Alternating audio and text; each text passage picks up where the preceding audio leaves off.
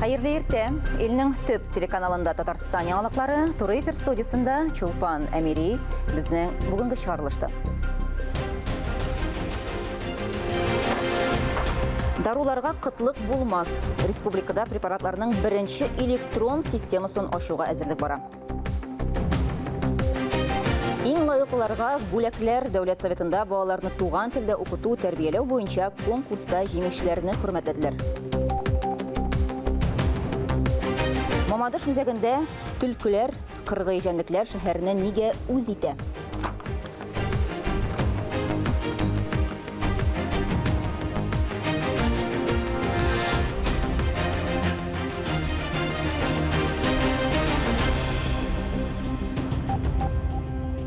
Bugün Respublika Dәүләт Советының чираттагы утырышы була. Төп мәсьәлә 2021-22-23 елларга планлы бюджет каралачак, ул икенче укылышта тикшереләчәк. Депутатлар дәүләт казнасының керем һәм чыгым өлешләре буенча да фикер алышачак. Шулай ук утырышта Бөтен Россия халык санын алуга әзерлек, аны үткәрү буенча вәкаләтләрне тикшерү һәм сайлау кодексына төзәтмәләр кертү дә күздә тотыла. Республикада дару препаратларының бірінші электрон системасын ашуға әзірләнәләр. Ул даруларга ихтияҗ зур булганда медикаментлар кытлыгы мәсьәләсен хәл итәргә тиеш. Кирәкле дарулар авыручыларга 1 сәгать эчендә барып җитәргә тиеш булачак. Әлегә бу юнәлештә волонтерлар шөгыльләнә. Аларның эшчәнлеге турында киләсе репортажда. Будьте здоровы. Даруларны пациентларга илтеп җиткерү юлы җайлы гына. Авырулар аларны өйдән чыкмыйча гына ала. Даруханәгә волонтерлар йөри. Не скажу, что... Берникадәр курку бар инде, без тәҗрибә тупларга өлгердек. Өстәвенә барлык волонтерлар да куркыныч зонага керми. Даруларны өйгә табиб билгеләү буенча китереп бирәләр. Дәвалау курсын улашыклый. Даруханәгә заявка бирәләр. Ташламалы медикаментлар да коронавирус белән авыручыларга китерелә. Системада авырлар белән элемтәгә кермәү исәпкә алынган. Волонтерлар препаратларны кулга тапшырмый, бусагада калдыра. Табиблар авырларны поликлиникада кабул итүдән яки өйдә карап чыкканнан соң электрон рецептлар язалар. Мәгълүмат дарухана пунктында онлайн режимда күренә. Ул һәр пациентның дарулар җыелмасын формалаштырырга мөмкинлек бирә. Медикаментлар складтан ук килә. Алар иртәдән үк эшли, тәүлек буена кижү тора. Каждый день отправляем препараты по аптекам. Республика коронавирусга каршы 12 төр препарат сатып алды. Шуларның 11-е сатуда инде. Тагын бер сәгать ахырына кадәр кайтарыла. Татарстанда бу исемлеккә 18 меңнән артык кеше исәп тотала. Некоторые препараты полностью поступили. Дарулар төрләре буенча республика тулысынча комплектларны алачак. Сан ягына килгәндә аларны өлешләп кайтарып бетерәбез. Ковидка каршы препаратлар республика буенча таратыла. Волонтерлар аларны авыруларга тәүлек дәвамында китереп тора. Тиздән китерү вакыты кыскарачак. Татарстанда беренче электрон система гамәлгә кергәч, пациентларга кирәкле медикаментларны 1 сәгать эчендә алу мөмкинлеге туа.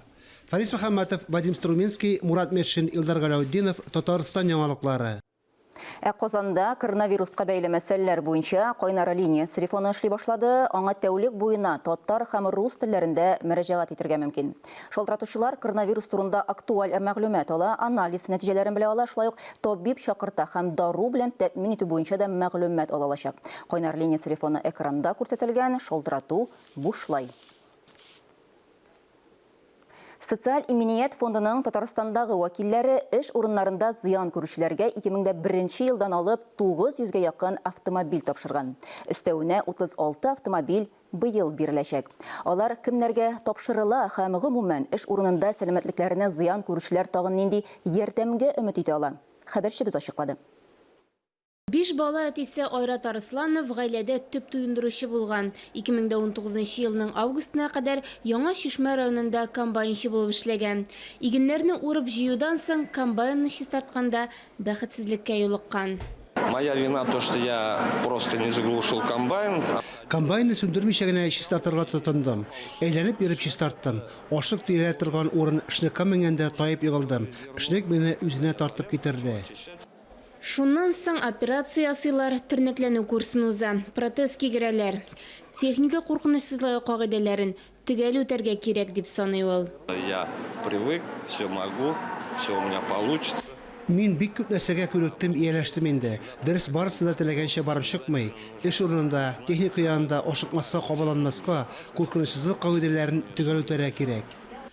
Ойрат Арысланов кебек үк эш урынында зыян күргән 4 кеше федераль салым хезмәтенең Татарстандагы идарәсеннән Lada Grand автомобильләре алды. Один раз в 7 лет человек имеет право на... 7 елга бер тапкыр кеше социаль иминiyet фондыннан автомобиль алырга хокуклы. Зыян күрүчеләр, шулай ук өстәмә төләүләр, бизнес һәм ягулык байлау материалларына компенсация да алырга тиеш. Быел социаль иминiyet фондыннан барлыгы 36 автомобиль тапшырыла. Аларның гомуми суммасы 18 миллион сум. Ел ахырына кадәр алар хуҗаларына бирелеп бетәчәк. Эш урынында бәхетсезлек очракларында зыян күргәннәргә 19 ел дәвамында барлыгы 900-гә якын җиңел машина тапшырылган. Спасибо нашему государству, то что Безне онытмаган өчен дәүләтебезгә рәхмәт. Ярдәмнән ташламыйлар булышалар. Зур рәхмәт. Айрат яңа машинада хатыны белән бергә өенә кайтып китте. Ания Габадуллина, Инна Данилова, Ири Хамидуллин, Татарстан яңалыклары. Татарстанда акча түләп фатир алуда алданган өлешчеләр проблемасын киләсе елда тулысынча хәл итәргә планлаштыралар. Бу юнәлештә зур эш алып барыла. Ел башыннан 5 проблемалы объект файдалануга тапшырылды. Теманың дәвамы алдагы язмада. Ташчылар бригадасы төзелеш техникасы кебек тиз эшли, киләнгән механизм бер генә минутка да тукталмый. Эшләр 2008 елда башланган, 5 елдан соң туктатылган. Яңа фатирлар алу насыйп булмаган, төзүчеләр акчасыз, эшчеләр тораксыз калган. Обещали построить к 1 июля 2015 года. Килешү буенча 2015 елның 1 июленә йортны төзеп бетерергә тиешләр иде. Акчаны тулысынча шунда ук түләдек. Күп кеше кредитка акча алды. Шуңа өстәмә түләүләр дә булды. Яңа фатир безгә бик кыйммәткә төште. Кайберәүләре әле дә фатир яллап яши. Хәзер МЧС комплексын яңа компания төзи. Элеккеге төзүченең ялгышлары төзәтелгән. Бер йортның 2 катын сүтәргә туры килгән. Эшләр норма буенча башкарылмаган чөнки. Нашим проектировщикам пришлось соединять 2 проекта. Безнең проектлаучыларга 2 проектны берләштерергә туры килде. Кисәтүләр, шелтәләр исәпкә алынды. Барлык проблемалар да тиз арада җайга салынды. Төзүчеләр процессны тизләтергә тырыша. 3 сменада эшли. Бер үк вакытта мәйданчыкта 21 күтәрү краны һәм 1000нән артык белгеч эшли. Киләсе елда якынча 1200 гаилә фатирларга керә алачак. Алданган эшчеләргә булышу илкүләм программасы эшли. Вот коллеги подтверждают, что 2 миллиарда. Программаны үтәп чыгу өчен 2 миллиард сум кирәк. Без бу акчаны тулысынча тәэмин итәбез. Эш темпын тагын да тизәтсәләр, акчаны күбрәк бирү мөмкинлеге бар. Фонд белән килешүгә даими сәтмәләр кертелә. Татарстан бюджетына финанс ярдәме күрсәтелә. Финанслау нәтиҗәле бара. Эшләр молодежный торак комплексында да яңартылды. Эшчеләргә ярдәм итү республика фонды булышкан. 190 фатирлы йорт куллануга бирелгән. Все, дождались, бәйрәмгә. Быел республикада эшләп түләүчеләрнең 5нче йорты төзелеп бетте. Тагын берсе Алабугада тамамланып килә. Моннан тыш 2 йортта эшчеләрнең хокуклары яңартылды. Бүгенге көндә Татарстанда четерекле объектларның бердәм реестрында 17 йорт. Республикада алданган эшчеләр проблемасын киләсе елда тулысынча хәл итәргә планлаштыралар. Мөршидә Җихан, Регина Сафиуллина, Сергей Павлыхин, Татарстан яңалыклары. Татарстан Дәүләт Советында мәктәпләр һәм балалар бакчалары арасында балаларны туган телдә укыту һәм тәрбияләү буенча республика конкурсында җиңүчеләрне бүләкләделәр. 200-гә якын гариза арасыннан 20 мәктәп һәм 20 балалар бакчасы финалга чыкты. Җиңүчеләр белән хәбәрчебез дә аралашып кайтты.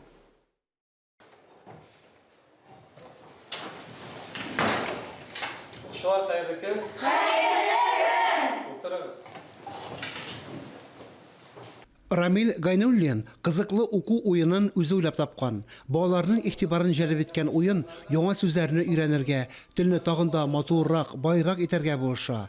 Педагог 2нче татар гимназиясен җитәкли, үзе укыта да. Туган телне популярлаштыру өчен хөкүмәт грантын алды. Күп еллар инде, дистәләгән еллар ана телендә, татар телендә фәннәрне укыта, һәм инде безнең гомумән укыту процессы, тәрбия процессы барысы татар телендә бара. Һәм инде уңышларыбыз да шулай ук дистәләгән еллар буе җыелган, көчле, алдынгы, әйдәп баручы специалистлар эшли бездә. Шулай ук административ составта бик көчле укучыларыбызның күрсәткечләре белән без мактана алабыз. Алар күп, алар бик сыйфатлы һәм дөрестән дә безнең балаларыбыз безнең йөзебезгә беркайчан да кызылык китерми. Конкурста 200 якын белем бирү учреждениесе катнашкан. Финалга 20 мәктәп һәм 20 балалар бакчасы чыккан. Бәйге 2 этапта узды. Башта читтән торып үзләрен тәкъдим иттеләр. Шуннан соң эксперт комиссиясе баллар куеп, рейтинг төзү өчен мәктәпләрдә балалар бакчаларында булды.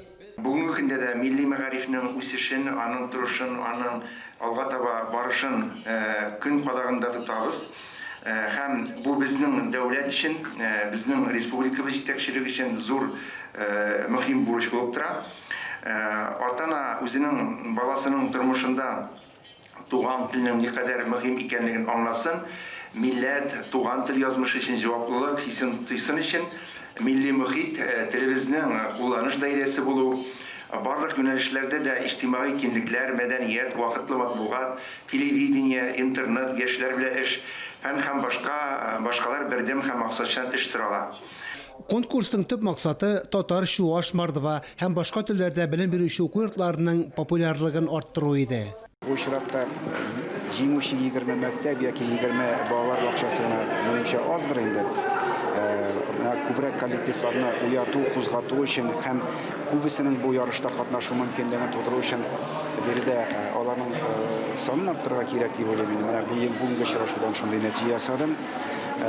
Дөрес ул чиратында грантның гомуми суммасын арттыруга китерә. Минем алдагы елны инде үзенчәлекле туган телләр елы булуында исәпкә алып, президентыбыз бу мәсьәләдә безнең белән килешер дип уйлыйм. Менә шуңа күрә аның кулашын киңәйтергә кирәк беренче фикер.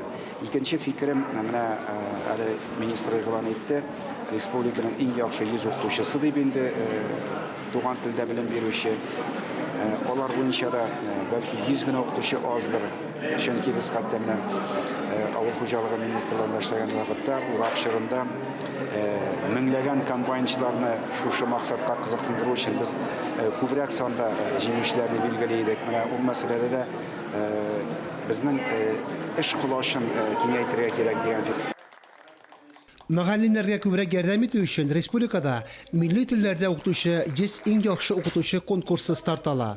Документлар 1 декабрьгә кадәр кабул ителә.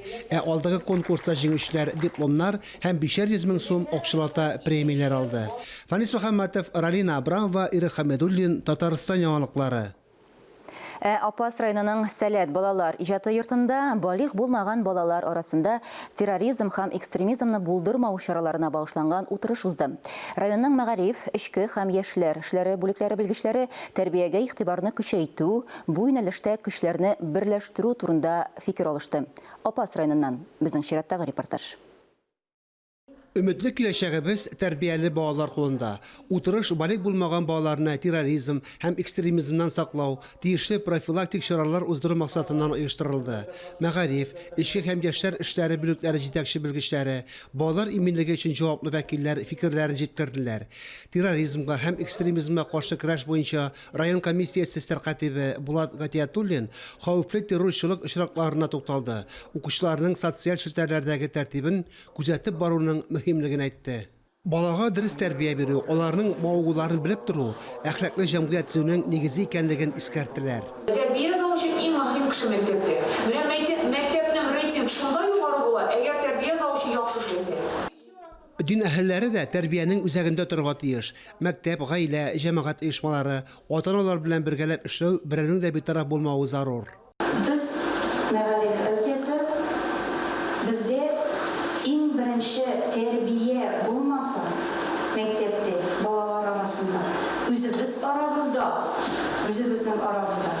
безнең укуда булмаячак, тәрбия булмаган җирдә укуда булмаячак, безнең бер нинди нәтиҗәбездә булмаячак, тәрбия булмаган җирдә нәтиҗә булмый. Утырышта киләчәккә бердәм эш планы кабул ителде. Фарис Мөхәммәтов, Гөлназ Вәлиева, Раил Галәев, Татарстан яңалыклары, Апас районы. Башка хәбәрләргә күчәбез. Түбәнкама шәһәрендә этләрне йөртү өчен тагын бер махсус майданчык ачылды. Бу инде 3нче полигон. Ул шәһәрдә яшәүчеләрнең сорауы буенча булдырылды. Яңа парк койма белән уратып алынган, анда күнекмәләр ясау һәм уеннар өчен махсус киртәләр дә урнаштырылган. Яңа полигоннан Гөлия Нигъматуллина язмасы. Габи, хватит, иди. Габи исемле эт барлык биремнәрне дә оста башкара. Ул Россия чемпионы хәрәкәтчән Доберманга хәзер йөгерү өчен урын күп. Койма белән уратып алынган майданчыкта хуҗасы этен бәйдән ычкындырырга курыкмый. Яңа паркта күнекмәләр ясау өчен барлык мөмкинлекләр булдырылган. Бу площадкага без бик шат, рәхәтләнеп уйныйбыз. Махсус майданчык шәһәрдәшләр сорау буенча төзелә. Альбина Хафизова сүзләренчә, 44нчы микрорайонда токымлы эт тотучылар күп икән. Алар белән шөгыльләнү өчен урын кирәк. Монда кичен дә чыгарга була. Полигонда яктырткыч баганалар урнаштырылган. Бу Түбәнкамада этләрне уйнату өчен ачылган 3нче майданчык. Алдагы 2 елда 2 полигон эшли башлый. Киләчәктә мондый парклар башка микрорайоннарда да барлыкка киләчәк. Территорияны коммуналь хезмәткәрләр тәртиптә тотачак. Этләр артыннан исә хуҗалар үзләре җыештырырга тиеш. Махсус майданчыкта шөгыльләнү өчен төп шарт шул. Объектның бәясе 2 миллион сум чамасы. Акчаларны муниципалитет бүлеп биргән. Гөлия Нигъматуллина, Фәхри Исламов, Яңалыклар. Республикабыз районнарында төлкүләр күренә башлады. Әйтик, Мамадыш урамнарында 40 җәнлек көн уртасында ук инде шәһәр үзәгендәге юлдан йөгереп чыккан. Аларның фотоларын җирле халык социаль челтәрләрдә урнаштырган. Урман хайваннарын шәһәр нәрсәсе белән җәлеп итә? Без дә кызыксындык. Социаль челтәрләрдә шәһәр үзәге буйлап йөргән төлке фотосурәте барлыкка килде. Кулланучылар җәнлек кешеләргә куркыныч булырга мөмкин дип фаразлаган. Гадәттә, котыру авырлы хайваннар шәһәр авыл урамнарында күренә башлый. Уңай аңлатма бирүчеләр дә чырый. Шулай да күпчелек Шаңсуга. Анатолий язын 5тән артык төлке яшәгән өнне иҗат төркеменә күрсәтергә әзер инде. Шәһәр читендә урнашкан Нагорный урамы урман белән янәшә. Шуңа күрә халыкка ел әйләнәсе кыргый хайваннар белән очрашырга туры килә. Әгәр сез кыргый хайванны очратсагыз, аңа якын килеп кагалырга кирәкми. Хәтта ул саксыз һәм ягымлы тоелса да, тыныч кына, кискен хәрәкәтләрсез, куркынычсыз урынга, өйгә, подъездга кирип китәргә кирәк. Белгечләр сүзләренчә, төлкеләр, бүреләр һәм башка кыргый хайваннар инстинктив рәвештә кешеләрдән курка. Курыкканны сизсәләр, һөҗүм итәргә мөмкиннәр. Котыру авыруының төп билгеләренең берсе кешеләрдән курыкмау. Да это, конечно, рискованно. Они ведь заразу приносят. Күргәнегез юкмы сезнең? Юк. Үзегезгә очраганы юк. Ничек булсыз ул менә яхшы хәлме, начар хәлме шәһәрдә йөрү төлкеләрнең? Белмим, куянны күргән бар. Әгәр дә җәнлек сезгә ташланган икән, төшәтмәскә тырышыгыз. Чөнки авыру хайван вирусы сәләгәй белән бергә күчә. Әгәр җәнлек төшәсә, кичекмәстән хастаханәгә мөрәҗәгать итәргә кирәк. Мамадыш районында кыргый хайваннарны иммунлаштыру буенча кышы кампания старт алды. Йорткычларга котыру авыруыннан прививка ясаталар. Бу контактсыз усул белән башкарыла. Ветеринария табиблары урманнарда вакцина сала башлады. Бу брикетның эчендә как типа алар пряник дип атала инде безнең ветеринария телендә. Брикетлар моның эчендә була капсулы. Когда менә ашаган вакытта кыргый хайваннар ашаган вакытта бу брикет эчендә капсулы ватыла. Һәм ләгә бу вакцина ләгә бу җанварның эченә. Һәм монда сохраняется иммунитет. Фарис Мөхәммәтов, Татарстан яңалыклары, Мамадыш районы. Безнең телерадио компания Русфон хәйрия җәмгыяте белән берлектә авыру балаларга ярдәм акциясын дәвам итә. Бүген Казаннан 2 яшьлек Мәликә Хасанованың тарихы. Кызның 2 аягы да авыр диагноз куелган. Аны дәвалау өчен гаиләгә шактый күләмдә матди ярдәм кирәк. Теманы хәбәрчебез дәвам итә. Мәликә кунакларны чын хуҗабикә кебек каршылый. Кайнар чәй, җиләк җимеш белән сыйлый. Табын әзерләргә, рәсем ясарга бик ярата. Тик аякларындагы каты авыру аңа башка балалар кебек яшәргә һәм үсәргә ирек бирми. Кызның 2 аягына да артрогриппоз диагнозы куелган. Бик авырлык белән генә йөри.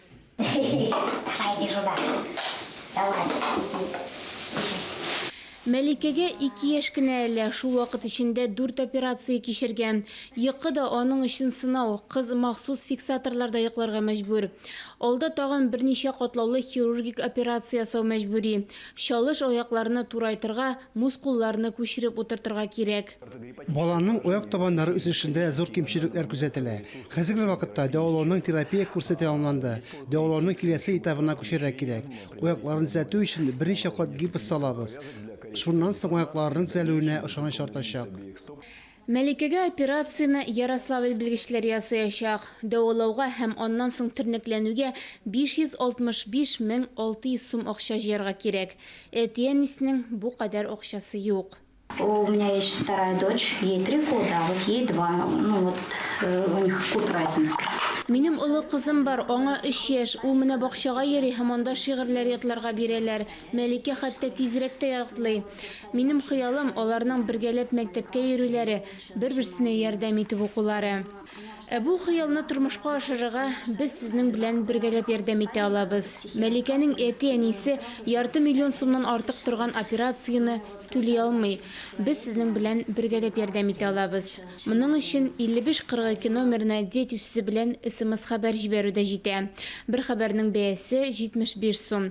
Күбрәк өлеш кертергә теләүчеләр тулы мәгълүматны безнең телерадиокомпания һәм Русфон сайтлары аша белә ала. Ания Габадуллина, Александр Шмагин, Ирек Хамидуллин, Татарстан яңалыклары. Казанда синхронлы йөзү буенча Россия чемпионаты башланды. Ул 28 ноябрьгә кадәр дәвам итәчәк. Казанда турнир 5-нче тапкыр уза. Ул барлык санитар нормаларны үтәп, тамашачылар катнашында үтә. Арена 50% тамашачыларына гына сыйдыра. Турнирда Россиянең 14 төбәгеннән 300-гә якын спортчы катнашыр дип планлаштырыла. Тик 2 төбәк вәкилләре ярышларда катнашудан баш тарткан. Берничә спортчыда коронавирус тапканнар.